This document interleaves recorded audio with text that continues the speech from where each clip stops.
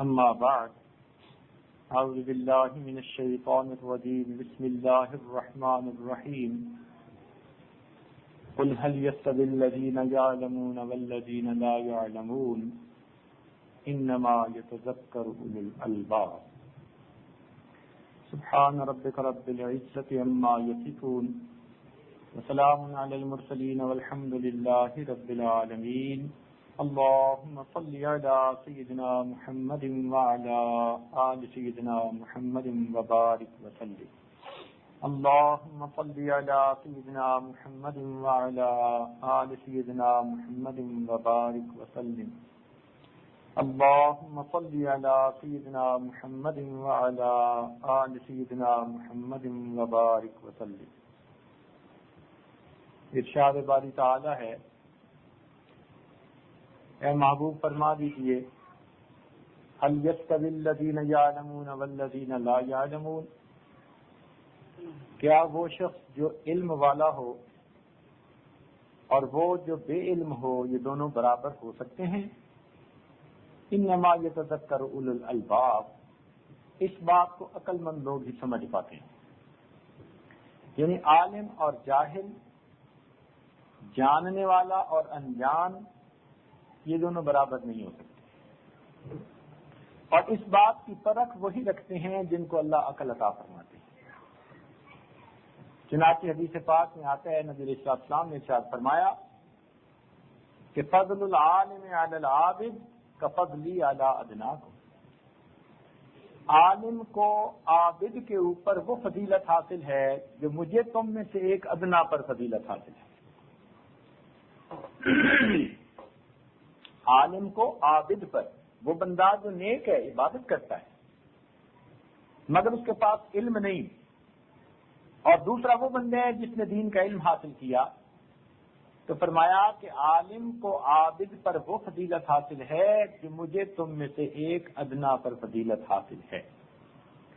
اب آگے شارحین حدیث نے اس کی تفصیل لکھی. وہ فرماتے ہیں کہ علم اللہ کی صفت ہے، اور جس شخص کے اندر یہ صفت آتی ہے وہ اللہ رب العزت کی ایک صفت کا پرتو حاصل کر لیتا ہے. اور عبادت یہ غلاموں کا کام ہے، بندگی ہے.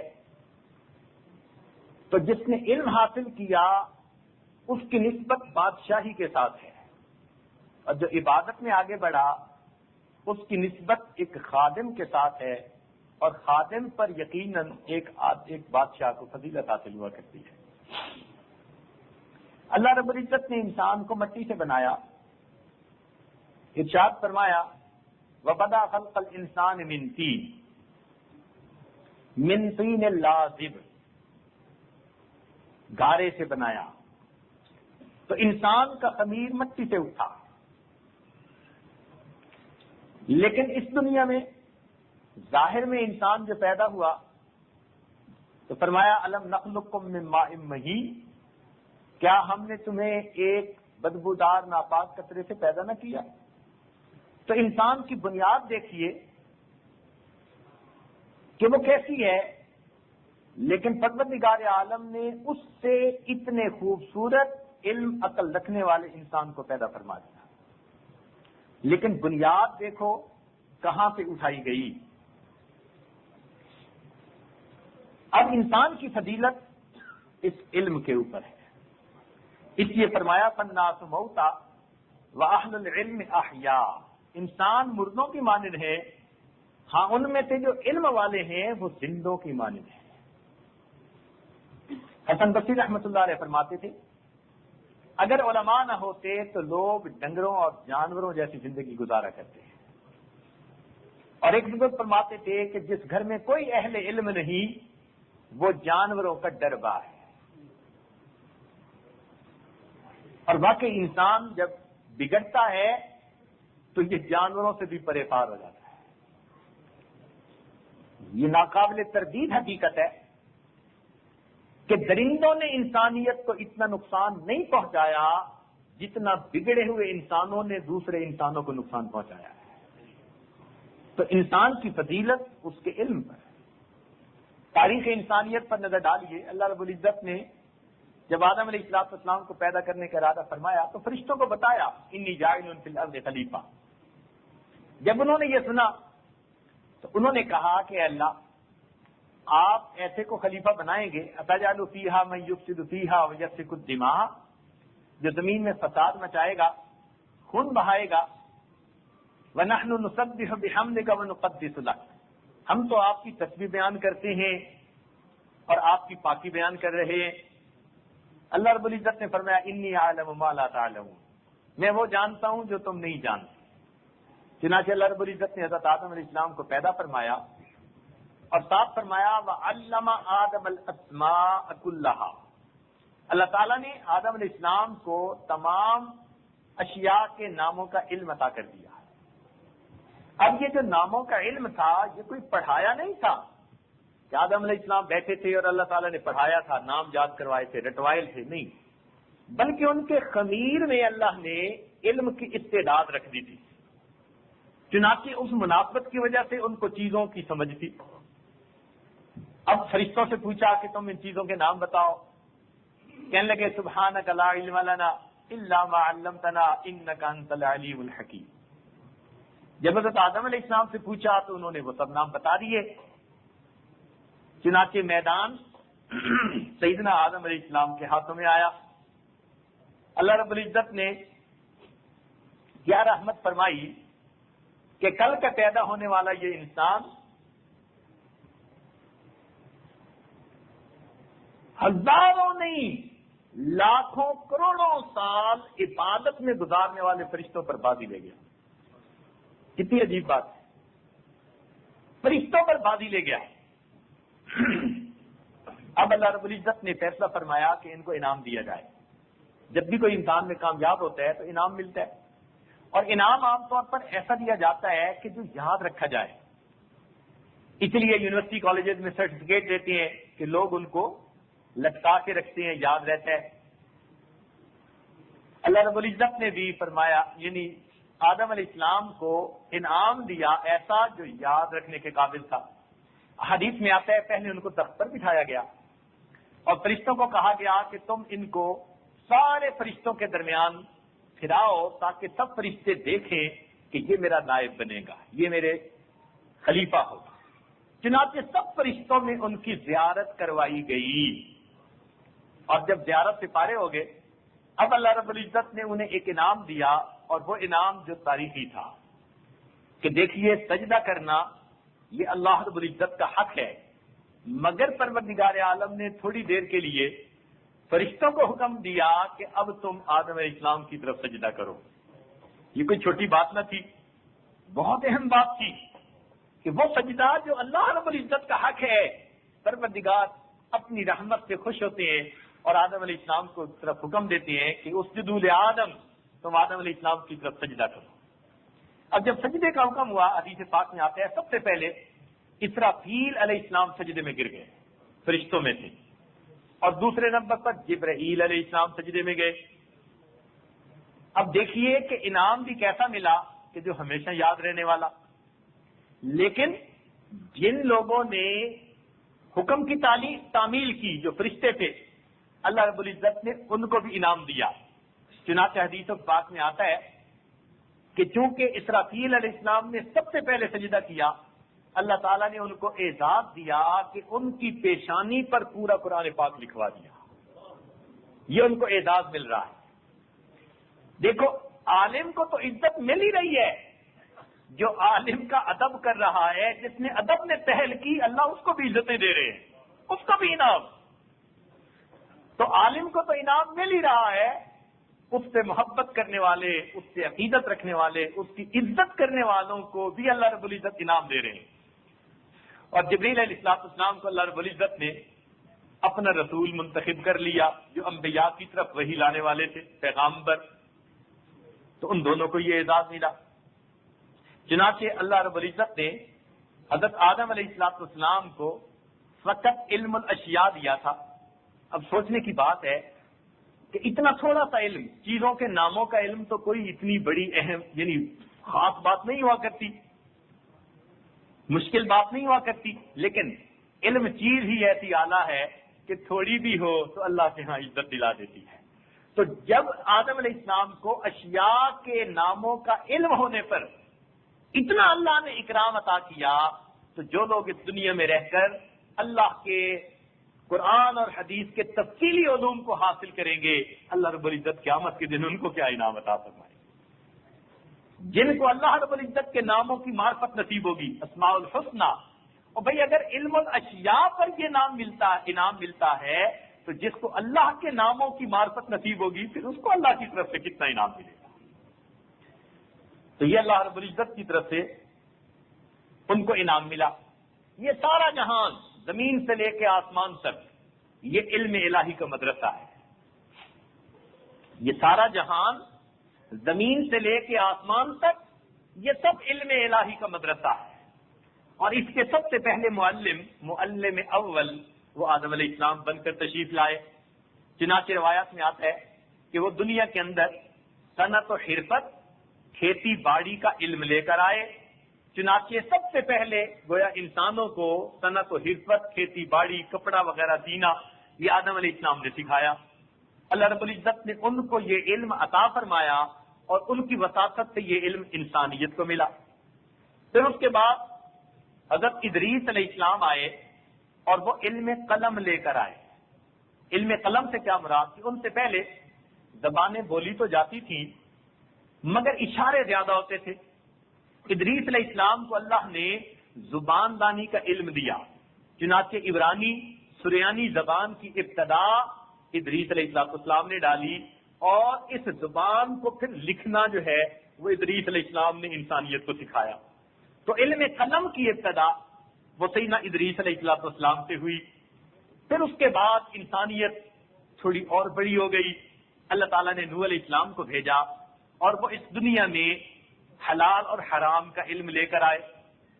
سب سے پہلے جو شریعت کا ایک ڈھانچہ باقاعدہ ملا وہ سیدنا نوح علیہ السلام کو ملا۔ اس کی مثال یوں سمجھیے کہ بچہ جب پیدا ہوتا ہے تو پہلے دن اسے لباس کوئی نہیں پہناتا، ایک کپڑے میں لپیٹ دیتے ہیں اتنا چھوٹا، لیکن جب کچھ دن گزر جاتے ہیں اب اس کو کرتا پہنا دیتے ہیں، پھر کچھ اور بڑا ہو جاتا ہے تو اب اس کو شلوار پاجامہ بھی پہنا دیتے ہیں کہ وہ پہننے کے قابل بن گیا۔ تو شروع میں انسانیت چھوٹے بچے کی طرح تھی، حضرت نوح علیہ السلام کے زمانے میں آ کر اب اس کو شریعت کا اللہ نے لباس پہنا دیا۔ اسی لیے فرمایا شرع لکم من الدین ما وصى به نوحا، تو نوح علیہ السلام کا تذکرہ کیا، اور اللہ تعالیٰ نے فرمایا انا اوحینا الیک کما اوحینا الی نوح والنبیین من بعد۔ اب یہاں پر طلباء کو کئی دفعہ اشکال پیش آتا ہے کہ یہ آدم علیہ السلام کا نام کیوں نہیں لیا گیا؟ بخاری شریف میں ترجمۃ الباب میں بھی یہ آیت لکھی ہے انا اوحینا الیک کما اوحینا الی نوح والنبیین من، تو اس لیے ان کا تذکرہ کیا کہ علم شریعت سب سے پہلے ان کو ملا تھا، یہ حلال اور حرام کا علم تھا۔ اس سے پہلے انسانیت بہت ابتدا میں تھی، بچپن کی حالت میں تھی، جب ذرا کچھ سمجھ آئی اب اللہ تعالیٰ نے ان کو شریعت دی۔ پھر اس کے بعد انبیاء آتے رہے اور وہ شریعت کے احکام اور زیادہ مکمل ہوتے گئے۔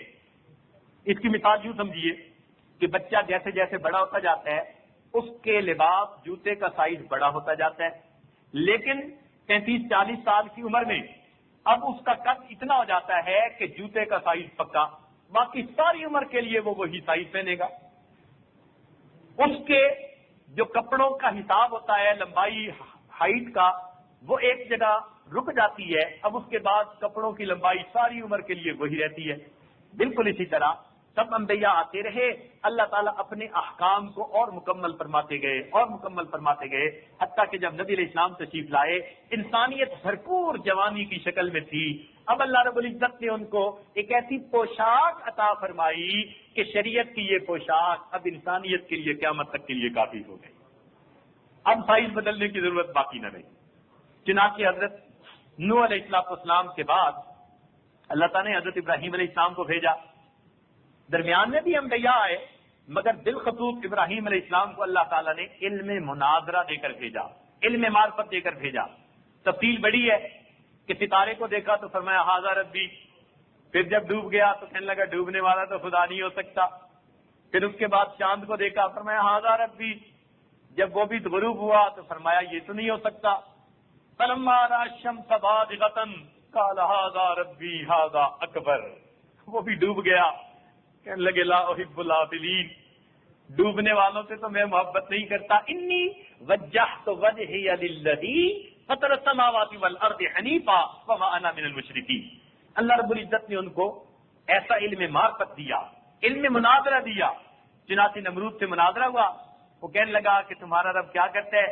ربی الذی یحیی و یمیت، میرا رب زندہ بھی کرتا ہے مارتا بھی ہے. وہ عقل کا دشمن کہنے لگا کہ یہ کام میں بھی کر سکتا ہوں.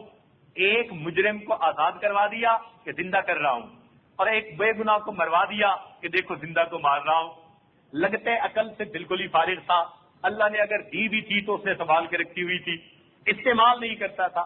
چنانچہ سیدنا ابراہیم علیہ السلام نے پھر آگے سے ایسی بات کی، فرمایا میرا رب تو وہ ہے جو سورج کو مشرق سے نکالتا ہے مغرب میں غروب کرتا ہے. تم اگر کر کے دکھا سکتے ہو تو دکھا دو. فبہت الذی کفر، اب وہ کافر مبہوت ہو کر رہ گیا. تو اللہ رب العزت نے علم مناظرہ حضرت ابراہیم علیہ السلام کو دیا. پھر اس کے بعد سیدنا یوسف علیہ السلام آئے، وہ خوابوں کی تعبیر کا علم لے کر آئے. کذالک علمتنی من تأویل الاحادیث، اللہ رب العزت نے وہ عطا فرما دیا. پھر اس کے بعد سلیمان علیہ السلام آئے، اللہ تعالیٰ نے ان کو پرندوں کی بولیاں سمجھنے کا علم عطا کیا. یا ایھا الناس علمنا منطق الطیر، تو وہ پرندوں سے گفتگو کرتے تھے. چنانچہ ہدہد ان کے ساتھ ہوتا تھا، اور جہاں نماز کا وقت ہوتا، سفر میں پانی کی ضرورت ہوتی تو ہدہد اپنی چونچ سے زمین میں سوراخ کرتا اور بتا دیتا کہ پانی یہاں قریب ہے یا ذرا دور ہے. ایک موقع پر نماز کے وقت آپ نے ہدہد کو بلایا اور وہ تھا نہیں. آپ کو بڑا جلال آیا، فرمایا کہ یہ ہدہد کہاں چلا گیا؟ یہ آئے گا تو میں اس سے پوچھوں گا مالی لا اری الہدہد ام کان من الغائبین لأعذبنہ عذابا شدیدا او لأذبحنہ او لیأتینی بسلطان مبین. جب آپ نے یہ بات کی فمکث غیر بعید، تھوڑی دیر میں وہ بھی آ گیا. اب جب وہ آیا تو حضرت سلیمان علیہ السلام نے پوچھا کہ بھئی تم کہاں غائب تھے، وجہ بتاؤ. تو ہدہد آگے سے جواب دینے لگا، کہنے لگا احطت بما لم تحط به وجئتک من سبأ بنبأ یقین. قوم سبا تھی ملک یمن کے قریب میں، تو وہ وہاں گیا تھا اور وہاں کے حالات کا علم سے ہوا تو وہ واپس آ کر بتانے لگا. اب دیکھیے ہدہد پرندے کی کیا اوقات ہے، مٹھی میں آنے والا جاندار، نازک سی جان، مگر ان کو کچھ باتوں کا علم ہو گیا تھا کہ ایک عورت ہے جو شہزادی ہے، سورج کی پرستش کرتی ہے، دین پر نہیں ہے، اور نہ سلیمان علیہ السلام کو اس کا پتا ہے نہ جنوں کو پتا. اب چونکہ اس کے پاس کچھ علم تھا تو بجائے اس کے کہ سلیمان علیہ السلام اس سے پوچھ رہے ہیں کہ بتا تو کہاں تھا، یہ ڈرتا، یہ خوف کھاتا، یہ آگے بڑھ بڑھ کے بولتا ہے، کہتے ہیں احطت بہ بما لم تحط بہ، مجھے وہ علم ہے جو آپ کے پاس نہیں. تو یہاں سے ایک نقطہ مل رہا ہے کہ علم انسان کو اتنا جرأت دے دیتا ہے، ایک نازک ننھی سی جان بھی جنوں اور انسانوں کے بادشاہ کے سامنے آگے بڑھ بڑھ کر بولتی ہے. کہتی ہے وجئتک بنبأ من سبأ بنبأ یقین، اور میں آپ کے پاس قوم سبا کی خبر لے کے آیا ہوں. جن موجود ہیں، سلیمان علیہ السلام سے پاس آصف بن برقیہ جیسے لوگ موجود ہیں، مگر اس کے پاس ایک ایسی بات کا علم تھا جس کا بھی ان کو نہیں تھا. تو آگے بڑھ بڑھ کے بولا. یہ علم وہ چیز ہے کہ جو انسان کو دنیا کے اندر اتنا معزز بنا دیتی ہے کہ ایک پرندے کو سلیمان علیہ السلام کے دربار میں عزتیں مل رہی ہے. بالآخر سلیمان علیہ السلام کو اس کی بات ماننی پڑی اور آپ اس پر جو ہے آپ نے قدم اٹھایا، اور بالآخر اللہ تعالیٰ نے ملکہ بلقیس کو اسلام قبول کرنے کی توفیق عطا فرمائی. چنانچہ اس کے بعد یہ علم کا سلسلہ اسی طرح جاری رہا. ایک ایسا بھی وقت آیا اللہ رب العزت نے ایک نبی علیہ السلام کو ایک ولی کے پاس بھیجا جن کا نام خضر علیہ السلام، کہ ان سے جا کر آپ ذرا سیکھیے. اب بتائیے ایک غیر نبی کو ایک نبی علیہ السلام کا استاد ہونے کا شرف مل رہا ہے، علم شریعت میں نہیں، تکوینی علم میں. علم کی اپنی قسم ہے. کہ یہ زمین و آسمان کا نظام کیسے چل رہا ہے. یہ تکوینی علم کا جاننا میرے اور آپ پر کوئی لازم نہیں. جس چیز کا جاننا لازم ہے وہ علم شریعت ہوتا ہے، اور علم شریعت میں نبی علیہ السلام کامل ہوتے ہیں.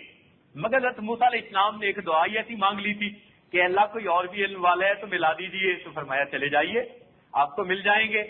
چنانچہ نشانی بتا دی، ملاقات ہو گئی. اب ایسے چند واقعات جن کا سورہ کہف کے اندر تذکرہ ہے کہ وقت کے نبی علیہ السلام بھی حیران ہو گئے اور وہ پوچھ رہے ہیں کہ جی مجھے ذرا بتا دیجئے اس کی حقیقت کیا ہے. تو علم وہ نعمت ہے، ایک غیر نبی کو اس علم میں جو خاص علم تھا جو اللہ رب العزت نے وَآتَيْنَاهُ مِن لَّدُنَّا عِلْمًا علم لدنی دیا تھا، اس میں اللہ تعالیٰ نے ان کو ایک نبی علیہ السلام کا استاد بننے کا شرف عطا فرما دیا. علم ایسی نعمت ہے. چنانچہ قیامت کے دن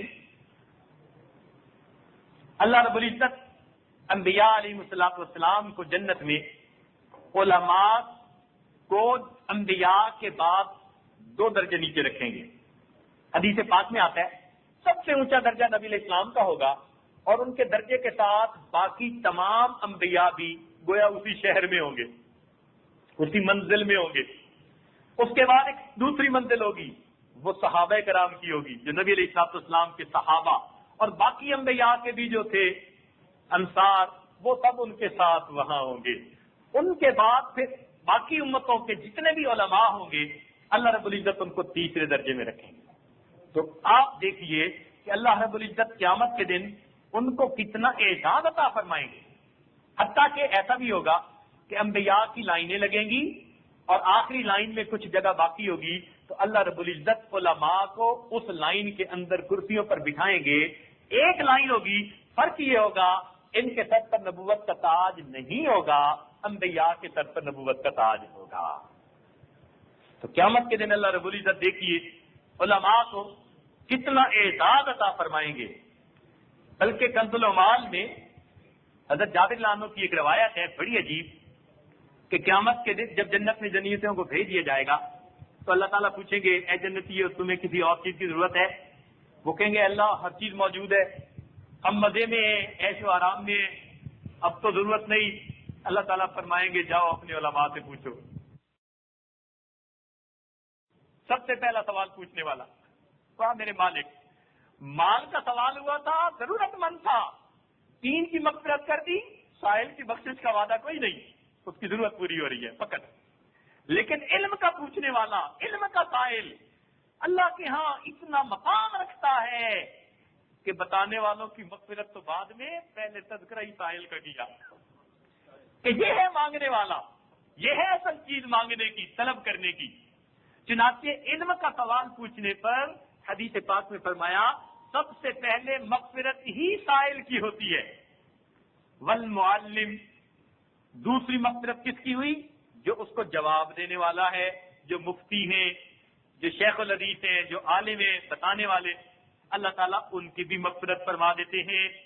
اور تیسری مغفرت فرما دی وسطانے، اور جو سننے والے پاس بیٹھے ہوں گے اللہ تعالیٰ ان کی بھی مغفرت کر دیتے ہیں. اور چوتھا فرمایا والمحب لہم، اور جو ان سے محبت کرنے والے ہوں گے اللہ ان کی بھی مغفرت فرما دیں. اب دیکھیے محبت کرنے والے گھر بیٹھے ہیں کہ جی ہمیں فلاں ادارے سے محبت ہے، وہاں دین کا کام ہو رہا ہے. اب یہ لوگ گھروں میں رہتے ہیں اور طلباء ادارے میں پڑھ رہے ہیں، مسجد میں پڑھ رہے ہیں. ایک طالب علم اگر اپنے استاد سے سوال پوچھتا ہے تو پھر پوچھنے والے کی بھی مغفرت، بتانے والے کی بھی مغفرت، اور تیسرا اگر پاس اور مجمع سننے والا تھا ان کی بھی مغفرت. اور جو گھروں میں بیٹھتے تھے لیکن محبت رکھنے والے تھے اللہ محبت رکھنے والوں کی بھی مغفرت فرما دیتے. سبحان اللہ. تو معلوم ہوا کہ اللہ رب العزت کو یہ سوال جو علم کا ہوتا ہے یہ پوچھنا کتنا پسندیدہ ہے. تو علم اللہ رب العزت کے ہاں بڑی اہمیت رکھتا ہے. ایک بات اور دیکھیے کہ یہ جو دنیا کا مال دینے والے ہوتے ہیں نا، یہ تقسیم کرنے والے ہوتے ہیں، اس کو قاسم کہتے ہیں. مثلا پانی پلا رہا ہے اب یہ تقسیم کرنے والا قاسم، تو کبھی کبھی قاسم محروم ہی رہ جاتا ہے. القاسم و محروم کبھی کبھی ایسا ہوتا ہے. چیز تھوڑی تھی، سب میں تقسیم ہو گئی، کھلانے والے کو آخر پہ سینہ صاحب بچی نہیں. تو سوچئے کہ تقسیم کرنے والا اگر دنیا کی چیزوں کو تقسیم کر رہا ہے تو وہ محروم بھی رہ سکتا ہے، لیکن اگر وہ علم کی خیرات تقسیم کر رہا ہے تو کبھی محروم نہیں رہ سکتا. اللہ تعالیٰ کی طرف سے گارنٹیڈ اجر اس کو ملے گا. یہ ممکن ہی نہیں کہ وہ محروم رہے. علم کی سبیل اللہ کے ہاں اتنی پسندیدہ ہے. علم کی سبیل لگاؤ، پینے والے بھی مغفرت پائیں گے، پلانے والے بھی مغفرت پا جائیں گے. پھر ایک دیکھیے کہ اللہ تعالیٰ نے خیرات کرنے والوں سے جو متعلقہ لوگ تھے فقط ان کی مغفرت فرمائی. کمانے والا، پکانے والی، پہنچانے والا، یہ متعلق لوگ تھے. لیکن علم کے معاملے میں جو دور تھے، فقط دل سے محبت رکھنے والے تھے، دعائیں کرنے والے تھے، اللہ رب العزت نے ان کی بھی مغفرت فرما دی. تو یہ کتنا آسان طریقہ ہے اجر پانے کا. ہم اول تو خود ادارے میں اپنے آپ کو پڑھنے کے لیے پیش کریں، اپنی اولادوں کو پیش کریں، اپنی بچیوں کو، بیویوں کو، کیونکہ ہمارے پاس بڑی عورتوں کا بھی پروگرام ہے. اس وقت ہمارے پاس 10 طالبات ہیں بڑی عمر کی، اور مستقل ان کا ہم نے ایک کورس شروع کر دیا. تو اپنے آپ کو پیش کیجئے، بچوں کو پیش کیجئے، چھوٹے بڑوں سب کے لیے مستقل ہمارے پاس پروگرام ہے، ان میں رجسٹر کروائیے. اگر یہ نہیں ہو سکتا تو اس ادارے کا تعاون کیجئے، اور اگر یہ بھی نہیں ہو سکتا تو اس ادارے کے لیے دعائیں کیجئے. ہاتھ اٹھا کے دعائیں تو بندہ کر سکتا ہے، اور اگر یہ نہیں کر سکتے تو کم از کم دل میں محبت رکھیے. اس دل کی محبت کی وجہ سے ہی اللہ مغفرت فرما دے. حضرت سلمان علیہ السلام راوی ہیں، سلمان فارسی رضی اللہ عنہ فرماتے ہیں کہ نوم علی علم خیر من صلاۃ علی جہل، کہ علم کے ساتھ جو نیند ہوتی ہے وہ جہالت کے ساتھ نماز پڑھنے پر بھی فضیلت رکھتی ہے. اور علماء کو نیند پر بھی اجر ملتا ہے. نوم العلماء عبادت، علماء کی نیند عبادت ہوتی ہے. اب یہ عجیب سی بات ہے کہ علماء کی نیند عبادت کیوں؟ بھئی دیکھو، ایک مثال آپ کی خدمت میں پیش کرتے ہیں. آپ نے ایک آدمی کو گھر میں کام کرنے کے لیے بلایا اور طے کر دیا کہ اتنے گھنٹے کام کریں گے، اتنے پیسے ملیں گے. اب وہ کام کر رہا تھا، کام کرتے کرتے اس کا وہ جو آری کا بلیڈ تھا وہ گھس گیا. اب جب گھس گیا تو وہ اس کو بدلتا ہے، اور بدلنے میں اس کو 15 منٹ آدھا گھنٹہ لگتا ہے. اگرچہ وہ اس کو بدل رہا ہے لیکن آپ کی طرف سے اس کو مزدوری دینی پڑے گی. آپ اس ٹائم کو اس میں سے کم نہیں کر سکتے. کیوں؟ کام کرتے ہوئے ایک چیز گھس گئی، بدلنی پڑی، وہ کام میں شامل. بالکل اسی طرح یہ علماء جاگ رہے تھے، دین کا کام کر رہے تھے. کام کرتے کرتے اب ان کے بدن تھک گئے. اب جب یہ سو رہے ہیں تو یہ اس بدن کو آرام پہنچانے کے لیے تاکہ پھر کام کر سکیں، اس لیے یہ درمیان میں سونا بھی اللہ نے ان کا عبادت میں شامل فرما دی. کہ یہ میرے بندے جو الیکٹریشین کو اس کی بھی پیمنٹ کر دیتے ہیں، جو وہ اوزاروں کو ٹھیک کر رہا تھا، تو یہ میرے بندے بھی تو اسی طرح. اب وہ آنے والا دوپہر کو کھانا بھی کھاتا ہے اور پیسے بھی لیتا ہے. تو بالکل اسی طرح علماء اگر سو بھی جاتے ہیں، اللہ تعالیٰ ان کے سونے پر بھی ان کو عبادت کا اجر عطا فرما دیتے ہیں. لیکن یہ بات عجیب ہے کہ عالم کا سونا عبادت اور جاہل کی عبادت بھی کئی دفعہ گناہ بن جاتی ہے. ہم نے دیکھا آدمی اپنی طرف سے تو عبادت کر رہا ہے لیکن اس کو صحیح پتہ ہی نہیں.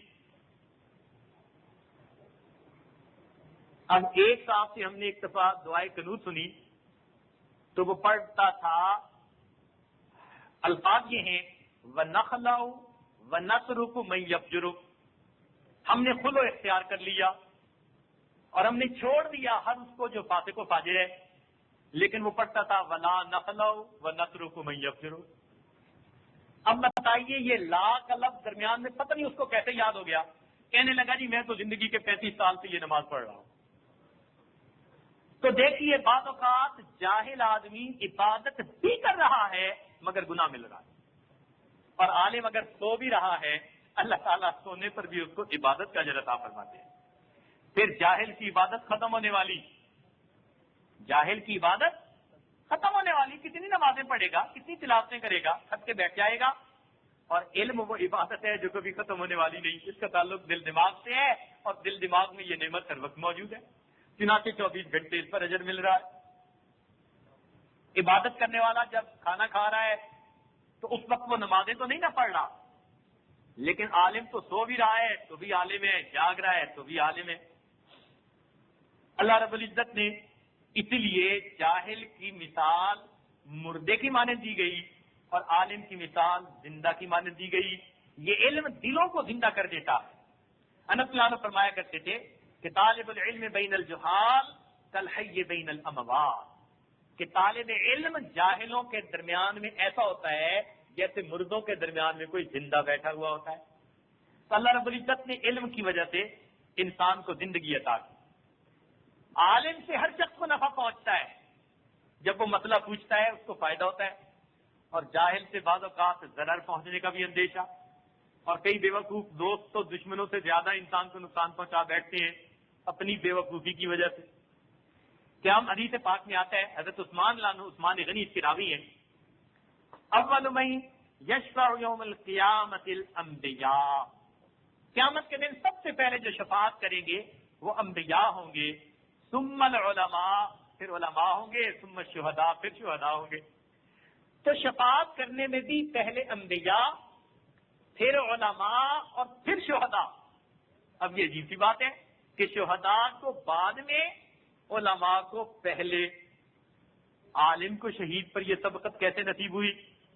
اس کی وجہ یہ کہ عالم کی مثال وارث کی طرح ہوتی ہے، باپ کے بیٹے کی مانند، اور شہید کی مثال گھر کے چوکیدار کی سی ہوتی ہے جو حفاظت کر رہا ہوتا ہے گھر کی، عزت کی، جان کی، مال کی۔ تو شہید گھر کا چوکیدار ہوا اور عالم گھر کا وارث ہوا۔ اب فضیلت کس کو ہوتی ہے؟ وارث کو ہوا کرتی ہے۔ اس لیے اللہ رب العزت نے انبیاء کے بعد علماء کا تذکرہ پہلے فرمایا۔ تو علماء انبیاء کے لیے فرزند کی مانند ہیں، اور شہداء انبیاء کے لیے خادم کی مانند ہیں، اور خادم میں اور فرزند میں یقیناً فرق ہوا کرتا ہے۔ اس لیے اللہ رب العزت کی علماء کے ساتھ خصوصی رحمتیں۔ سنیے سیدنا ابو ہریرہ رضی اللہ عنہ کی روایت ہے، مفتی محمد شفیع رحمۃ اللہ علیہ فرماتے ہیں کہ سیدنا ابو ہریرہ رضی اللہ عنہ یہ مولوی قسم کے صحابی تھے، سب سے زیادہ احادیث کی روایت انہوں نے فرمائی۔ چنانچہ وہ فرماتے ہیں سیدنا ابو ہریرہ رضی اللہ تعالیٰ عنہ فرماتے ہیں قال قال رسول اللہ صلی اللہ علیہ وسلم خیار امتی علماؤہا، میری امت کے سب سے بہتر لوگ وہ علماء ہیں۔ الا جان لو، وَإِنَّ اللَّهَ تَعَالَى يَسْتَغْفِرُ لِلْعَالِمِ 40 ذنبا قبل ان يغفر للجاہل ذنبا واحدا۔ اللہ رب العزت ایک عالم کی توبہ کرنے پر اگر 40 گناہوں کی مغفرت فرماتے ہیں تو ایک جاہل کے توبہ پر اس کے ایک گناہ کی مغفرت فرماتے ہیں۔ یعنی وہی دعا ایک عام آدمی نے مانگی تو ایک گناہ معاف ہوا، اور وہی دعا ایک عالم نے مانگی تو پروردگار نے 40 گناہوں کو معاف کر دیا۔ اب یہ بات سمجھ میں نہیں آتی، لیکن سمجھ نہیں آتا آنے۔ دیکھیں، ایک ہوتا ہے ایک فوجی کا بیمار ہونا، اور ایک ہوتا ہے ایک امیر لشکر کا بیمار ہونا۔ تو دونوں اگر بیمار ہوں تو زیادہ تمنا کس کی ہوتی ہے کہ اس کو جلدی شفا مل جائے؟ امیر لشکر کی، کیونکہ اس نے لشکر سنبھالنا ہوتا ہے۔ علماء چونکہ امیر قافلہ ہوتے ہیں، اس لیے جب وہ معافی مانگتے ہیں اللہ تعالیٰ عام بندے کے معافی مانگنے پر 40 گنا جلدی اس کی توبہ کو قبول فرما لیتے ہیں۔ اللہ اکبر۔ اللہ رب العزت کے ہاں علماء کو اللہ تعالیٰ نے یہ مقام عطا فرما دیا۔ اسی لیے حدیث پاک میں آتا ہے کہ قیامت کے دن شہید کا نور اس کے سر کے اوپر چمکے گا۔ شہید کا نور قیامت کے دن اس کے سر کے اوپر چمکے گا، لیکن جب عالم کھڑا ہوگا اس کا نور اتنا ہوگا کہ مشرق و مغرب تک پھیلا ہوا ہوگا۔ علماء نے لکھا کہ یہ کیسے؟ اس کی تفصیل یہ بتائی کہ عالم کی تقریر یا تحریر کا فیض جہاں تک دنیا میں پہنچے گا اللہ اتنی جگہ پر قیامت کے دن اس کے ایمان کا نور پھیلا دیں گے. سبحان اللہ. اللہ رب العزت کے ہاں دیکھیے علماء کا کیا مقام ہے. چنانچہ حضرت علی عنہ فرمایا کرتے تھے کہ عام آدمی کا 1000 رکعت پڑھنا وہ درجہ نہیں رکھتا جو عالم کا 1 رکعت نماز ادا کرنا اللہ کے ہاں درجہ رکھا کرتا ہے. سبحان اللہ. یہ بھی اللہ رب العزت کی طرف سے ان پر خصوصی انعام ہے. پھر ایک اور حدیث ہے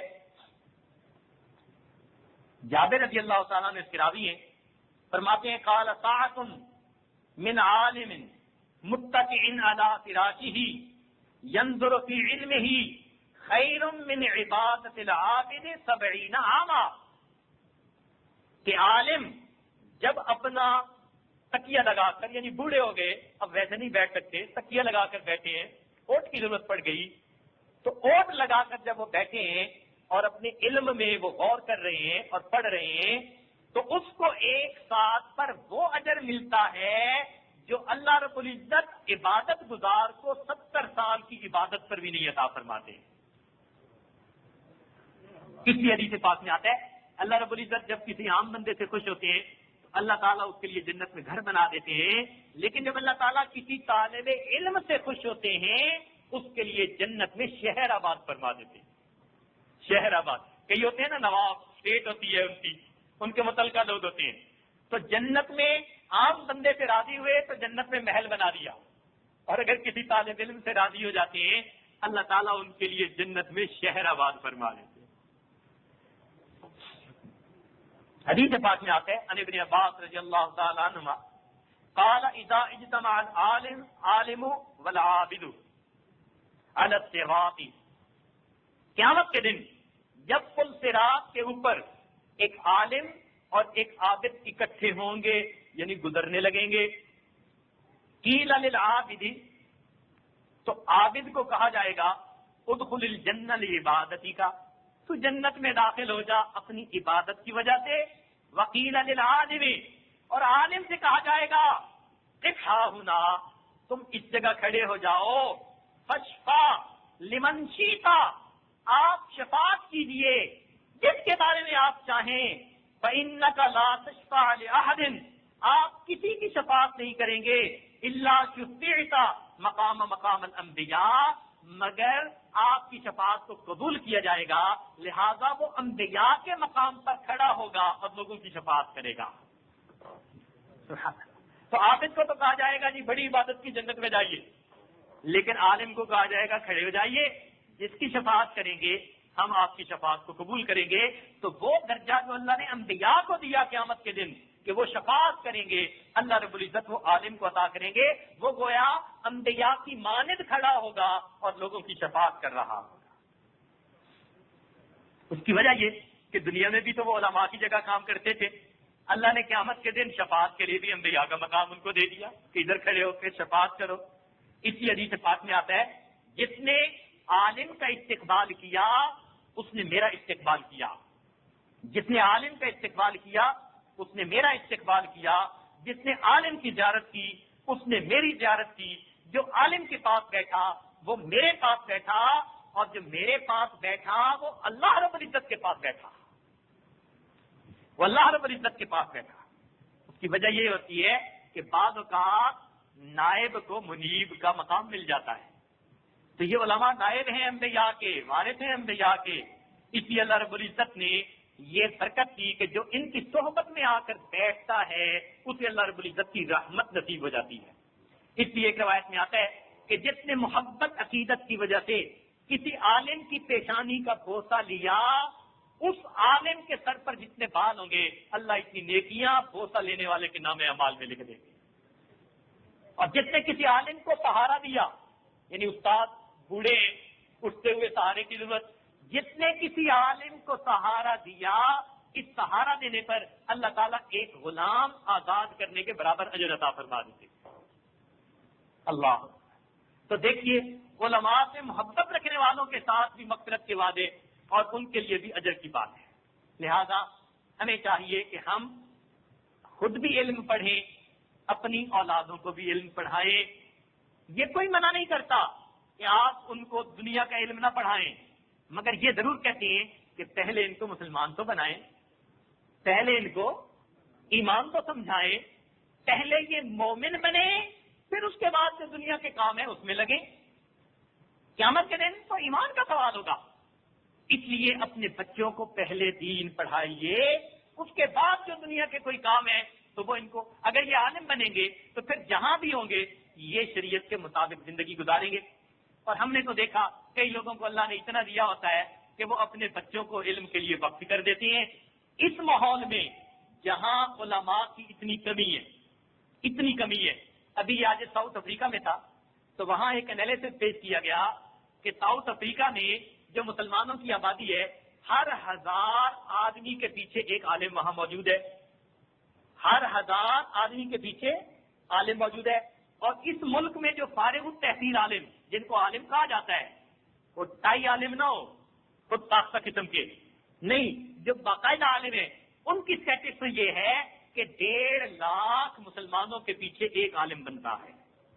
تو یہاں 1.5 لاکھ کے پیچھے ایک عالم، وہاں 1000 کے پیچھے ایک عالم. اب دیکھیے یہاں اپنے بچوں کو علماء بنانے کی کتنی ضرورت ہے، اور جس جگہ ضرورت جتنی زیادہ ہو پھر وہاں قیمت بھی اتنی دے دی جاتی ہے. عام دستور ہے نا، جب کسی چیز کی شارٹیج ہو جاتی ہے تو دگنے ریٹ پہ بھی خرید لیتے ہیں، تگنے ریٹ پہ بھی خرید لیتے ہیں. تو بھائی آج کل وقت ایسا ہے، ہم اگر علم حاصل کریں گے، بچوں کو سکھائیں گے، اللہ رب العزت پھر اپنی شان کے مطابق اس پر اجر بھی عطا فرما دے. تو یہ بڑی خوش نصیبی کی بات ہے، ہم خود بھی علم پڑھیں اور اپنی اولادوں کو بھی پڑھائیں. آج کا سب سے بڑا فتنہ یہ ہے کہ امت اپنی اولادوں کو فقط دنیا کمانے کی بھٹی میں جھونک چکی ہے. ہر بچہ پیدا ہوتا ہے تو پہلا خیال ہوتا ہے اسے کمپیوٹر پڑھانے، انفارمیشن ٹیکنالوجی، اسے آرٹیفیشل انٹیلیجنس میں ہم نے بھیجنے، اسے ہم نے ڈاکٹر بنانے، انجینئر بنانے. یہ چیزیں پہلے ذہن میں آتی ہیں اور یہ ذہن میں نہیں آتی کہ ہم نے سب سے پہلے اسے مسلمان بنانا ہے. اب دیکھیے آپ کے سامنے یہ ڈاکٹر حسین ستار کی مثال ہے. ایک طرف ڈاکٹر بھی ہیں اور دوسری طرف انہوں نے باقاعدہ بخاری شریف تک کا دورہ کیا اور علم کی کتابیں بھی پڑھی. اب کیا ان کو وہ ڈاکٹری کے پیسے نہیں ملیں گے جو وہ علم کی وجہ سے حاصل کریں گے؟ وہ ڈالر تو قدموں میں آنے ہی آنے ہیں. مگر اللہ نے اب فقط جسم کا ڈاکٹر بننا پہلے تھا، اب اللہ نے ان کو روح کا بھی ڈاکٹر بنا دیا. تو یہ ہوتی ہے بات، اپنی اولادوں کو دین پڑھائیے اور پھر اس کے بعد وہ جس شعبے میں بھی جائیں گے تو علم کا نور اس شعبے کے اندر پھیلنا شروع ہو جائے گا. ہمارے بچوں کا آج سب سے بڑا المیہ یہ ہے کہ ان کو اسکولوں کے اندر مختلف مذاہب کے بچے ملتے ہیں اور وہ ان سے مختلف سوال پوچھتے ہیں. اب they have to defend their religion without knowing the religion. وہ دین جانتے نہیں لیکن اس کا دفاع کرنا چاہتے ہیں، تو جو ان کے ذہن میں کوئی لاجک آتی ہے وہ بتاتے ہیں. اب اگر بات کرنے والا زیادہ چالاک ہے تو وہ ان کے دلیل کو توڑ دے گا. گھر آ کے یہ والد صاحب سے پوچھتے ہیں تو والد صاحب کو خود پتہ نہیں ہوتا، وہ بھی کوئی ایک جواب دے دیتے ہیں. جب بچہ مطمئن نہیں ہوتا سمجھنے کے لیے دوسرا سوال کرتا ہے تو باپ جھڑکی دے دیتا ہے، تو بچہ جھڑکی کھا کے کمرے میں چلا جاتا ہے. مگر اس کا دماغ سوچتا ہے کہ باپ کے پلے کچھ نہیں، میرے دوست نے جو کہا وہ ٹھیک کہا تھا. اس لیے ہمارے بچوں کے بسا اوقات دو دماغ ہو جاتے ہیں. بچے ذہن میں کچھ اور رکھتے ہیں، ماں باپ سمجھتے ہیں جی بڑا اچھا میرا بیٹا ہے، جی بڑا اعلیٰ بیٹا ہے، جی بڑا یہ ہے اور وہ ہے، اور بچے کا حال یہ ہوتا ہے کہ اس کا خدا پر بھی یقین نہیں ہوتا. چنانچہ ایک آدمی اپنے بیٹے کو لے کے آیا، ڈاکٹر بن رہا تھا. کہنے لگا جی میرا بیٹا تو جی مجھے بس اللہ نے فرشتہ صفت بیٹا دے دیا ہے، یہ ڈاکٹر بن رہا ہے کیونکہ اس نے پیسے کمانے تھے. بڑی تعریفیں، ایسا جینیس، ایسا فلاں. وہ باپ وضو کرنے گیا، پیچھے میں نے اس سے بات کی تو وہ کہنے لگا کہ میں تو دہریہ ہوں، میں تو خدا کے وجود کو ہی نہیں مانتا. باپ کہہ رہے ہیں فرشتہ صفت بیٹا کیونکہ ڈاکٹر بن گیا جو چاہت تھی، اور بیٹے کا حال کہ وہ کہتے ہیں میں تو ڈارون تھیوری کو مانتا ہوں. جی اب جب یہ حال ہوگا، یہ تو ایسٹ ہے ہماری، یہ تو بنیاد ہے ہماری. اگر ہمارے بچے ہمارے ہاتھوں سے پلیں گے مگر دین سے محروم ہو جائیں گے تو یہ پھر بیٹے تو جہنم میں جانے کا باعث بنیں گے. اس لیے یہ ذمہ داری ہے کہ ہم اپنے بچوں کو تعلیمی اداروں میں بھیجیں اور اس میں ہمیں تکلیف بھی اٹھانی پڑے تو اٹھائیں. کیا دنیا کی خاطر تکلیفیں نہیں اٹھاتے؟ کیا نوکری کی خاطر ڈرائیونگ نہیں کرتے راتوں کو دنوں میں دن رات لگے ہوئے ہوتے ہیں؟ تو جب دنیا کی خاطر یہ سب کچھ کر رہے ہیں تو ہمیں چاہیے ہم دین اور آخرت کی خاطر بھی یہ کریں اور اپنے بچوں کو علم پڑھائیں اور علم سکھائیں. ورنہ تو بچے اس ماحول میں دنیا کی تعلیم پاتے ہیں اور پھر دفتروں میں زندگی گزار کے پھر آخر چلے جاتے ہیں. انہوں نے بھی کہاں سیکھا بھلا جا جا کے مکتب میں، پلے کالج کے چکر میں، مرے صاحب کے دفتر میں. اس لیے آج کئی مرتبہ بچوں کو دین کا علم بالکل نہیں ہوتا، اور شروع ہی ماں بھی بچے کو انگلش سکھانے کے شوق میں کلمہ نہیں سکھاتے، انگریزی کا لفظ سکھاتے ہیں. ہم ایک گھر میں گئے تو وہ کہنے لگے جی میرا بچہ ماشاءاللہ بولنا شروع کر دیا اور یہ آپ کو سنائے گا. ہم نے کہا سنائے بھائی. تو بچے نے کہا twinkle twinkle little star how I wonder what you are. اب باپ بڑا خوش ہے، میرے بچے نے بولنا شروع کر دیا. میں نے کہا جس کو کلمہ آتا ہے، کہنے لگا ابھی سکھائیں گے. تو کلمہ ابھی سکھائیں گے اور یہ لوگ پہلے سکھا دیے. چنانچہ عجیب مسئلہ ہے، ابو آج کل امی موم ہے اور ابو ڈیڈی ہے اور بیٹی ڈیڈی ہے، ہر وقت ریڈی ہے. یہ عجیب سلسلہ. آئیے بچوں کو دین پڑھائیے. قرآن مجید میں آتا ہے کہ قیامت کے دن جب نوجوان بچوں کو بھیجا جائے گا جہنم میں تو وہ اللہ کے سامنے فریاد کریں گے، کہیں گے ربنا، اے ہمارے پروردگار. سنیے قرآن عظیم الشان، اللہ کا فرمان، ربنا اے ہمارے پروردگار، انا اطعنا سادتنا وکبراءنا فاضلونا السبیل. ہم نے اپنے بڑوں کی بات مانی تھی، جو انہوں نے اسکیڈول دیا تھا، ٹارگٹ دیا تھا، اچیو کر کے دکھا دیا. فاضلونا السبیل، اللہ انہوں نے ہمیں گمراہ کیا. ربنا آتہم ضعفین من العذاب، اللہ ان کو دگنا عذاب دیجئے. یہ خود بھی گمراہ ہوئے، ہمیں بھی گمراہ کیا. اور صرف عذاب کی نہیں بات، آگے سنیے اور کیا کہیں گے. قرآن کہتا ہے کہ بچے کہیں گے ربنا آتہم ضعفین من العذاب، اے اللہ ان کو دگنا عذاب دیجئے. وَلْعَنْهُمْ لَعْنًا كَبِيرًا، اللہ ان پر لعنتوں کی بارش کر دیجئے. یہ ملعون ہے. تو بیٹے باپ کو کہیں گے، ماں باپ کو کہیں گے اللہ یہ ملعون تھے، ہمیں آپ سے جدا کرنے والے، ہمیں سیدھے رستے سے ہٹانے والے، انہوں نے دنیا پہ لگا دیا، ہم نے وہ سب کچھ کر لیا. کاش کہ یہ دین پر خود بھی لگے ہوتے، ہمیں بھی لگاتے تو آج ہم جہنم میں جانے والے نہ بنتے.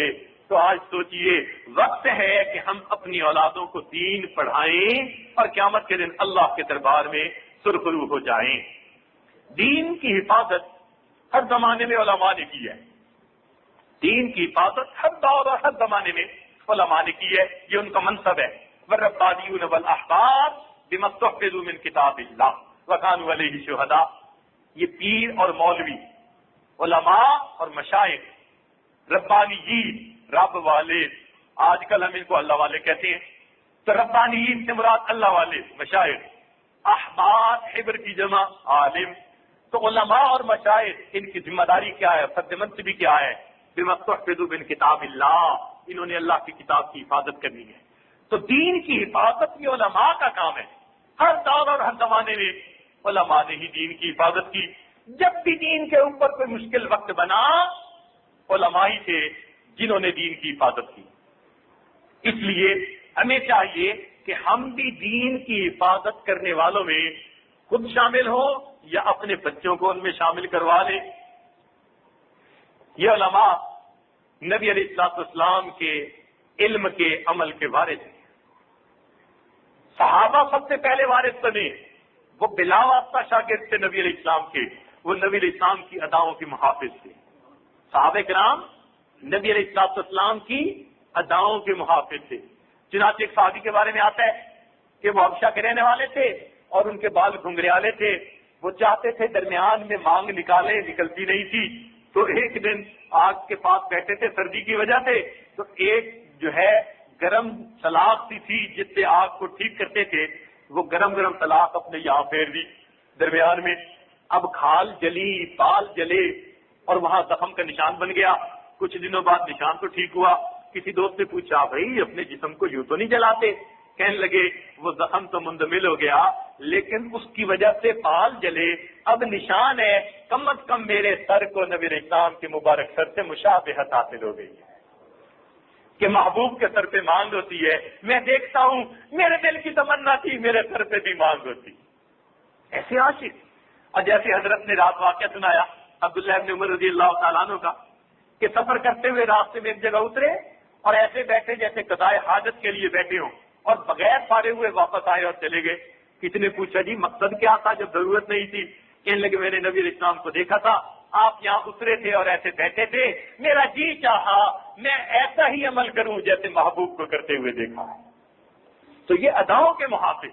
اس لیے حذیفہ بن یمان رضی اللہ تعالیٰ عنہ جب ایران فارس میں آئے تو لقمہ گر گیا، اٹھا کے کھانے لگے. کسی نے کہا جی یہ نہ اٹھائیے، لوگ اچھا نہیں سمجھتے. پھر بھول لگے اترک سنت حبیبی لہؤلاء الحمقاء، ان احمقوں کی وجہ سے میں اپنے محبوب کی سنت کو چھوڑ دوں گا. تو صحابہ کرام نبی علیہ الصلوۃ والسلام کی اداؤں کے محافظ تھے. ان سے یہ فیض آگے چلا، تابعین نے لیا. تابعین کا نام بتا رہا ہے کہ انہوں نے صحابہ کی اتباع کی، اس لیے تو نام تابعین تھا. تبع تابعین جنہوں نے تابعین کی اتباع کی تو یہ دین اتباع سے ہی چلا، شروع سے ہی اتباع آ رہی ہے. لہذا یہ نبی علیہ الصلوۃ والسلام کی ادائیں آج بھی محفوظ ہیں، کتابی شکل میں بھی اور زندگیوں کے اندر بھی. لہذا ہم مدارس میں بچوں کو بھیجیں تاکہ وہ ان اداؤں کو کتابوں میں سے حاصل کر لیں اور مشائخ کی صحبت میں بھیجیں تاکہ ان کو زندہ انسانوں کی زندگیوں سے حاصل کریں. تو ہمارے بچوں کو پھر دین مل جائے گا. اس لیے علماء کرام تعلیمات نبوی کے محافظ ہیں، مشائخ عظام کیفیات نبوی کے محافظ ہیں. اگر ورع، توکل، محبت الہی اس کو دیکھنا ہو کہ نبی علیہ السلام کی زندگی میں کیسی تھی تو ان مشائخ کی زندگیوں کو دیکھیے، ان کے دلوں میں اللہ رب العزت کی کیسی محبت ہوتی ہے. اور یہی سلسلہ پھر آگے چلتا رہا. چنانچہ ہمارے اکابرین علماء دیوبند نے اپنے زمانے میں کتنی قربانیاں دی اور بالآخر امت کے دین کو، قوم کے دین کو محفوظ کر لیا. اگر یہ علماء نہ ہوتے تو آج یہ دین ہمارے پاس ایسے نہ ہوتا. بوسنیا والوں کو دیکھا، وہ بھی تو مسلمان تھے لیکن وہاں کے لوگوں کو کلمہ بھی نہیں آتا. کیوں؟ علماء وہاں کے فساد کے سامنے ٹھہر نہ سکے، وہ پل نہ باندھ سکے، بند نہ باندھ سکے. جب علماء نہ کچھ رہ سکے لہذا وہ فرنگی تہذیب ان کی زندگیوں میں آئی. آج وہاں کلمہ پڑھنے والا اور ایسے ممالک دیکھیے جہاں پر آپ کو لوگوں کی زندگی میں کلمہ تک کی تعلیم نظر نہیں آتی. اس کی وجہ کیا؟ کہ وہاں کے علماء ٹھہر نہ سکے. الحمدللہ یہ ہمارے پاک و ہند، یہ بنگلہ دیش کے علاقوں کے جو علماء تھے انہوں نے ہر فتنے کے سامنے بنیاد بند باندھا، اس کی حفاظت کی اور الحمدللہ آج دین ہمارے پاس محفوظ شکل میں موجود ہے. ان کو سزائیں ملی، یہ نہیں تھا کہ ان کو کچھ جو ہے قربانیاں نہیں دینی پڑی. یہ تو ان کے حالات زندگی پڑھ کر دیکھیے نا. علماء ہند کے شاندار ماضی ذرا کتاب پڑھ کے دیکھیے کہ ان کو کیسی کیسی قربانیاں دینی پڑی اور ان قربانیوں کی وجہ سے اللہ رب العزت نے دین کی حفاظت کی. چنانچہ حضرت مولانا محمود حسن رحمت اللہ علیہ مالٹا میں ان کو قید و بند کی صحبتوں میں رکھا گیا.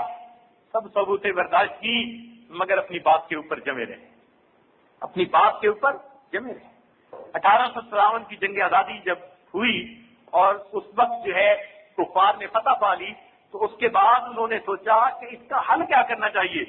ان کو تجزیہ نگاروں نے بتایا ایک تو قرآن ان سے چھین لو، دوسرا ان کو جو ہے ان کے جو علماء ہیں ان کو چن چن کر ختم کر دو، اور تیسرا ان کے اندر فرقے پیدا کر دو.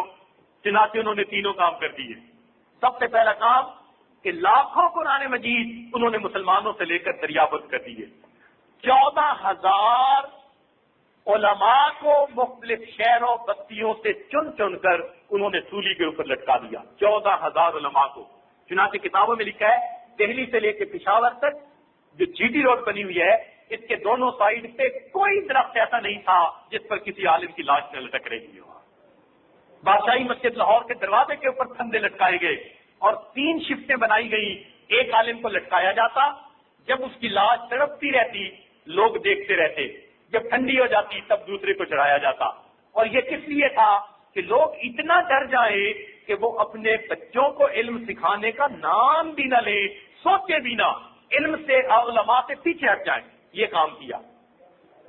چنانچہ ایک عالم اپنی تاریخ میں خود لکھتے ہیں، فرماتے ہیں کہ ہمیں جب گرفتار کیا تو ہمیں امرتسر سے لاہور بھیجنا تھا.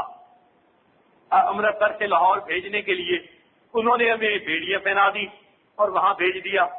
جب وہاں کے انگریز حاکم نے دیکھا، اس نے کہا یہ باغی اور یہ صرف زنجیروں میں. اس نے ایک سلاخ بھی، گز جس کو کہتے ہیں کہ اس سے انسان کبڑا ہو کے چلتا ہے، سیدھا چل بھی نہیں سکتا، وہ بھی پہنا دیا.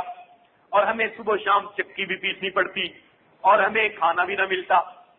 اور عجیب بات کہ جہاں رہتے وہاں سب لوگوں کے لیے ایک ہی باتھ روم اور پردہ کوئی نہیں تھا. تو انسلٹ بھی کی تاکہ یہ ہم سے معافی مانگ لے. کافی دنوں کے بعد اس کو آرڈر ملا کہ ان کو ملتان بھیج دو. مولانا محمد جاسر تھانسیری رحمۃ اللہ علیہ وہ فرماتے ہیں کہ جب ہمیں ملتان بھیجنے کا حکم ہوا تو ہمارے لیے ایک پنجرا بنوایا گیا اور اس پنجرے کے اندر سلاخیں اندر کی طرف لگائی گئی اور ہمیں اس کے اندر بٹھایا گیا. ہر عالم کو پنجرے کے اندر بند کیا اور یہ پنجرے ٹرین میں اٹھا کر رکھ دیے گئے. اب ٹرین اچانک چلتی ہمیں پتہ ہی نہ ہوتا اور جب ٹرین چلتی تو ہم جھٹکا کھاتے، کبھی ادھر کیلیں چبھتی کبھی ادھر کیلیں چبھتی اور ہمارے جسم سے خون کے قطرے نکل رہے ہوتے اور ہمیں پتہ نہیں ہوتا تھا. ہم کبھی رات کو سو جاتے اور جھٹکے سے ٹرین چلتی تو ہمارے چہروں پہ وہ کیلیں گھس جاتی.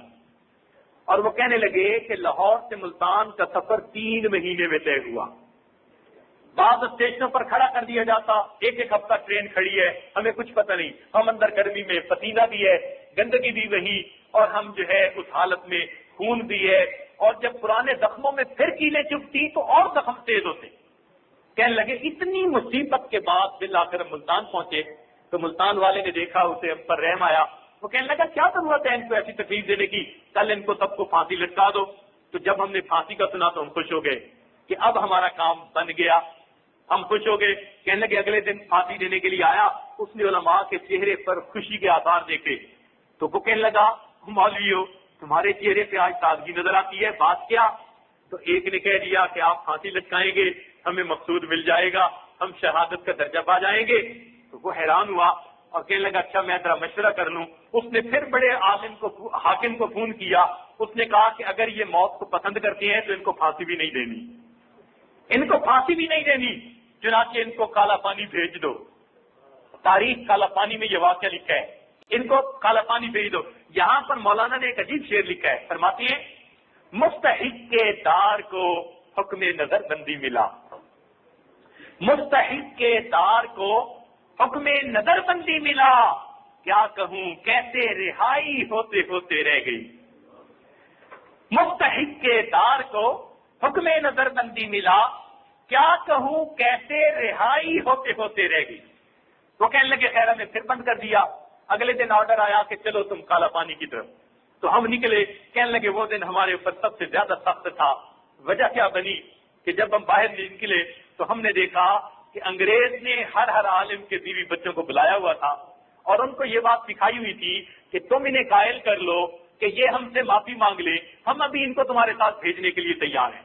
کہنے لگے ہم نے باہر نکل کے دیکھا بیوی کھڑی ہے، بیٹا کھڑا ہے، بیٹی کھڑی ہے اور سب جو ہے ہمیں انہوں نے زنجیروں میں بندھا ہوا دیکھا. کہنے لگے میرا چھوٹا سا بیٹا تھا وہ میری ران سے لپٹ گیا. کہنے لگا ابو آپ کو زنجیروں میں کیوں باندھا ہے کسی نے؟ ایسے تو نہیں کسی کو باندھا کرتے. ابو آپ ہمارے ساتھ گھر کیوں نہیں چلتے؟ ہمیں اس بندے نے کہا ہے آپ اگر کوئی لفظ کہہ دیں گے تو یہ ہمارے ساتھ آپ کو بھیج دیں گے. ابا جی کہہ دیجئے.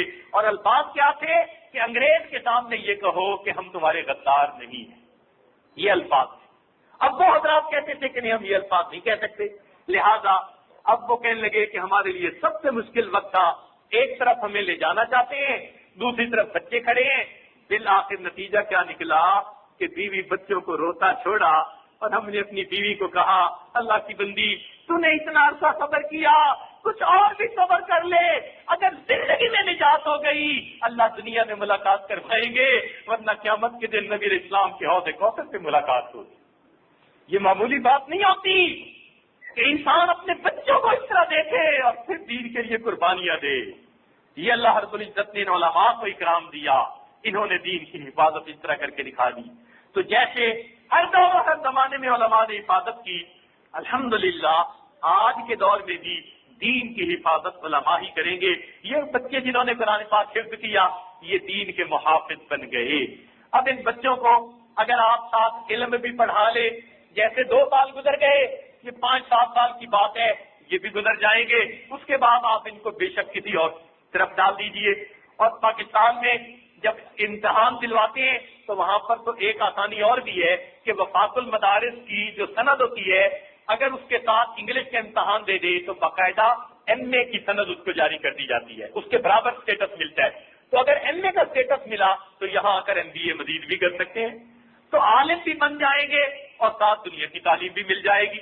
سبحان اللہ، اللہ تعالیٰ دیکھیے ہمارے لیے کیسی آسانیاں فرما رہے ہیں۔ تو اس لیے ہم سنجیدگی کے ساتھ سوچیں کہ ہم اپنے بچوں کو فقط دنیا کا علم دینے کی بجائے ساتھ دین کا علم بھی پڑھائیں۔ جو جد وقتی پڑھا سکتے ہیں تھوڑے وقت کے لیے وہ تھوڑے وقت کے لیے چلو پڑھا دیں، جو فارغ کر کے عالم بنا سکتے ہیں یہ قسمت کی بات ہے۔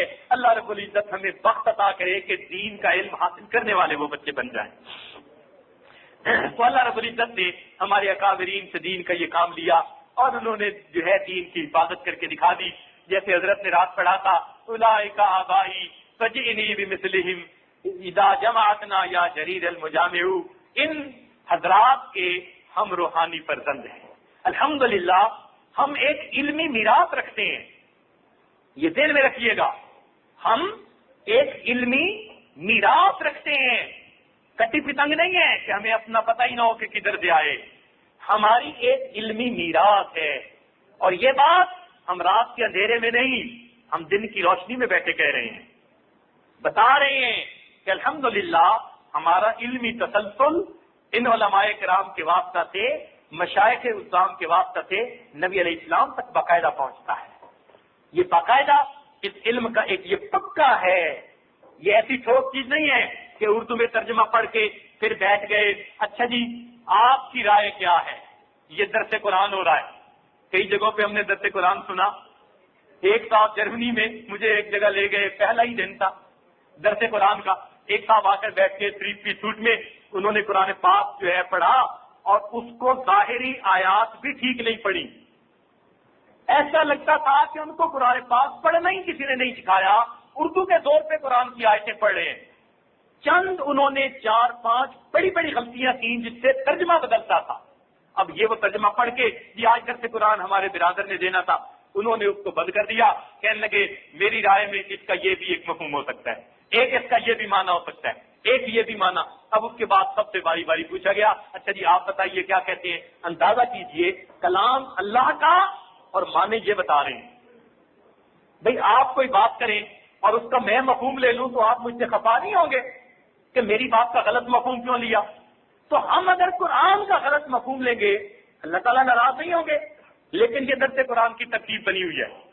اردو پڑھنے والے بیٹھ کے اچھا جی آپ کی رائے کیا ہے، چنانچہ اس میں عورتیں بھی تھی، ایک عورت PhD تھی، جناب اس نے کہا یہ بھی امپلیمنٹ ہو سکتی ہے، اور میرے زمانے میں میرے خیال میں آج کے دور میں اس کی یہ امپلیمنٹیشن بھی ہے۔ اب وہ قرآن کی آیتوں کو اپنے حساب سے امپلیمنٹ کرتی بیٹھی، دین کا علم نہیں اور یہ قرآن کے درس ہو رہے ہیں۔ ایسے وقت میں کیا ہم سے نہیں پوچھیں گے پروردگار عالم کہ آپ نے خود بھی نہ علم پڑھا اور بچوں کو بھی نہ پڑھایا، بلکہ نبی علیہ السلام گواہی دیں گے وقال الرسول یا ربی ان قوم اتخذوا هذا القرآن مہجورا، اے پروردگار میری قوم نے اس قرآن کو پیچھے ڈال دیا۔ تو ہماری ذمہ داری ہے، اس لیے ہمیں چاہیے ہم اس دین کو خود بھی پڑھیں، اپنے بچوں کو بھی پڑھائیں اور اپنی زندگی میں اس کو لاگو بھی کریں۔ میں سلام کرتا ہوں ان علماء کی عظمت کو، میں سلام کرتا ہوں ان کی استقامت کو جنہوں نے زندگیاں قربان کر دی اور دین کی حفاظت نسل در نسل کر کے اس دین کو ہم تک پہنچا دیا۔ اب اللہ رب العزت اس دین کی حفاظت ہمیں کرنے کی توفیق عطا فرما لے، ہمیں بھی دین کے محافظین میں اللہ رب العزت شامل فرما لے، ہمیں استقامت نصیب فرما دے۔ یہ استقامت اللہ کو بڑی پسند ہے، اس میں چھوٹی موٹی کوئی پریشانی آئے گی تو کون سی بات ہے؟ جن کے بچوں نے قرآن پاک حفظ کیا ان کو بھی تو ویکینڈ پہ بچوں کو لانا پڑا، لے جانا پڑا، ٹریول کرنا پڑا، قربانی دینی پڑی، اپنے پروگرام منسوخ کرنے پڑے، مگر ایک اعزاز تو ملا کہ بچے کے سینے میں قرآن اتر آیا۔ اگر ہمیں بھی کوئی ایسی تکلیف اٹھانی پڑے تو ان تکلیفوں کو تو خوشی سے اٹھائیں اور اپنے بچوں کو اس طرح متوجہ کریں کہ وہ دین کا علم حاصل کرنے والے بن جائیں۔ اللہ تعالیٰ ہمیں بھی دین کا علم حاصل کرنے کی توفیق نصیب فرمائے۔ یہ یاد رکھنا کہ بوڑھے وہ کام نہیں کر سکتے جو کام اللہ تعالیٰ جوانوں سے لیا کرتے ہیں۔ ہر انقلابی جماعت کا ہراول دستہ وہ ہمیشہ علماء رہے ہیں، ہمیشہ علماء رہے ہیں۔ یہ عجیب بات ہے، ذرا غور کیجیے۔ سیدنا ابراہیم علیہ السلام نوجوان تھے، انا سمینا فتیٰ یذکرہم یقال لہ ابراہیم۔ قرآن پاک میں ہے کہ لوگوں نے کہا کہ ہم نے ایک نوجوان کے بارے میں سنا، ابراہیم نام ہے اور وہ ہمارے بتوں کے خلاف باتیں کرتا ہے۔ تو وہ نوجوان تھے۔ حضرت موسیٰ علیہ السلام نوجوان تھے، ابی امین تھے، کئی بندے جو چٹان نہیں اٹھا سکتے تھے اٹھا کے ایک طرف رکھ دی تھی، این جوانی کے عالم میں فرعون کے سامنے آ کر کھڑے ہو گئے۔ پھر اس کے بعد دیکھیے اصحاب کہف جو چلے سب کے نوجوان تھے، قرآن پاک سے گواہی اللہ تعالیٰ فرماتے ہیں انہم فتیۃ آمنوا بربہم وزدناہم ہدی۔ یہ فتیۃ نوجوانوں کے بارے میں ہے، تو وہ بھی نوجوان تھے۔ تو پچھلی تاریخ بھی بتاتی ہے کہ نوجوانوں پہ اللہ نے انقلابی کام لیے، اور اس امت کی تاریخ بھی جوانوں سے ہی چلی۔ چنانچہ نبی علیہ السلام نے جب نبوت کا اظہار فرمایا تو آپ کی عمر مبارک 40 سال جوانی کی عمر ہے، ابو بکر صدیق 38 سال جوانی کی عمر ہے، عمر بن الخطاب کی عمر تھی 27 سال جوانی کی عمر ہے، بلال نوجوان ہے، سبحان اللہ۔ اس وقت جو ہے آپ دیکھیے سیدنا حمزہ رضی اللہ عنہ کی عمر نوجوانی کی ہے، تو یہ نوجوانوں ہی کی ایک جماعت تھی جس کو اللہ نے اٹھایا اور بالآخر پوری دنیا کے اندر انہوں نے انقلاب پیدا کر دیا۔ پھر اس کے بعد یہ سلسلہ اسی طرح چلتا رہا۔ الحمدللہ عقبہ بن نافع رضی اللہ تعالیٰ عنہ جوان تھے، اندلس کے سمندر میں گھوڑے کا پاؤں ڈالا اور کہا کہ اے اللہ اگر پتا ہوتا کہ اس سے آگے بھی تیری دنیا ہے، زمین ہے، تو میں تیرا دین پہنچانے کے لیے وہاں بھی چلا جاتا۔ یہ نوجوانوں کی دیکھیے اللہ رب العزت نے کیسی قربانیاں قبول فرمائی۔ آئیے بیبل کی بندرگاہ سے پوچھیے کہ محمد بن قاسم کی جوانی کیسی تھی۔ 17 سال کے اٹھتے جوان، آج تو 17 سال کا بچہ گھر نہیں چلا سکتا، وہ 17 سال کا بچہ فوج کا جرنیل بن کر آیا، اور سندھ سے لے کے ملتان تک کے سارے علاقے کے لوگوں نے اس کی وجہ سے اسلام کو قبول کیا۔ تو بیبل کی بندرگاہ سے پوچھیے کہ محمد بن قاسم کی جوانی کیسے تھی۔ آئیے جبرالٹر کی چٹانوں سے ذرا پوچھ لیجئے کہ طارق ابن زیاد کی جوانی کیسی تھی۔ آئیے ان لوگوں کی زندگیوں کا مطالعہ کیجئے جنہوں نے جوانی میں دوسروں کی عزتوں کی حفاظت کی۔ اس وقت میں جب لوگ اپنی بہنوں کو بیچا کرتے تھے، انہوں نے اپنی پیشانیاں اس وقت اللہ کے سامنے جھکائیں جب لوگ بتوں کی پوجا کیا کرتے تھے، انہوں نے اس وقت عدل کا پیغام دیا جب لوگ ظلم کی زندگی بسر کر رہے تھے۔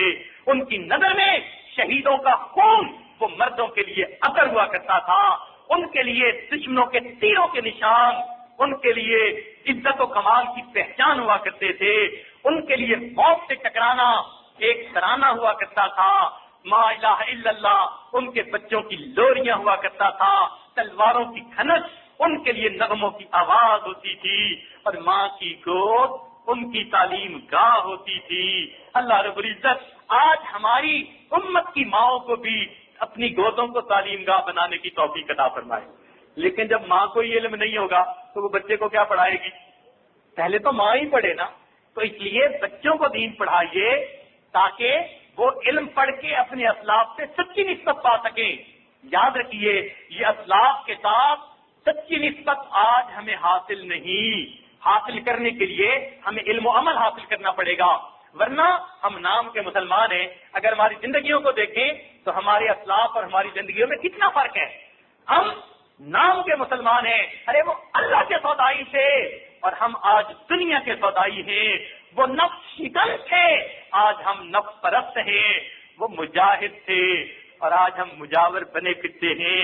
وہ عزتوں کے محافظ تھے، ہم لٹیرے بنے پھرتے ہیں. وہ آپس میں مہربان تھے، ہم آپس میں غضبناک بنے پھرتے ہیں. وہ سراپا کردار تھے، آج ہم سراپا گفتار بنے پھرتے ہیں. کبھی یہ نوجوان مسلم تدبر بھی کیا تو نے؟ سبحان اللہ. چنانچہ فرعون کی مشاطہ، یعنی اس کے محل میں ایک عورت تھی جو اس کی بیٹیوں اور بیوی کے لیے ہیئر ڈریسر کا کام کرتی تھی. مشاطہ کہتے ہیں، کنگھی کرتی تھی، بال سنوارتی تھی، بال گونتی تھی. چنانچہ وہ ایک دفعہ بیٹھی اس کی بیٹی کو کنگھی کر رہی تھی کہ اس کی کنگھی نیچے گر گئی. اب نیچے جب گری تو اٹھاتے ہوئے اس نے اللہ کا نام لے لیا، حضرت موسیٰ علیہ السلام کا نام لے لیا. تو فرعون کی بیٹی کہنے لگی، رے تو موسیٰ علیہ السلام کی بات کو مانتی ہے، ایمان لائی ہے؟ وہ کہنے لگی، ہاں میں ایمان لائی ہوں. چونکہ جب بات ہی کھل گئی تھی تو اب چھپایا جا نہیں سکتا تھا. لڑکی کو پتا چلا، وہ بھاگی گئی.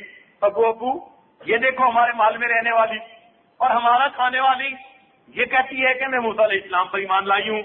فرعون کو بڑا غصہ آیا. اس نے بلا کے کہا کہ ابھی تم اس سے باز آ جاؤ. وہ کہنے لگی، نہیں اب تو میں ایمان لا چکی ہوں، اب میں واپس نہیں ہٹ سکتی. فرعون کہنے لگا، اچھا تیرا میں ابھی حشر کرتا ہوں. چنانچہ فرعون اسی وقت دربار میں آیا اور اس نے دربار لگایا اور دربار لگا کر اعلان کیا، اے عورت ابھی تو پیچھے ہٹ جا، تجھے معافی دے دیں گے، ورنہ تیری وہ گت بنائیں گے کہ تو عبرت بن جائے گی دوسروں کے لیے. اس نے کہا، فقد ایمان سقاط، اب تو جو تو کر سکتا ہے وہ تو کر لے، میں ایک قدم بھی پیچھے نہیں ہٹ سکتی.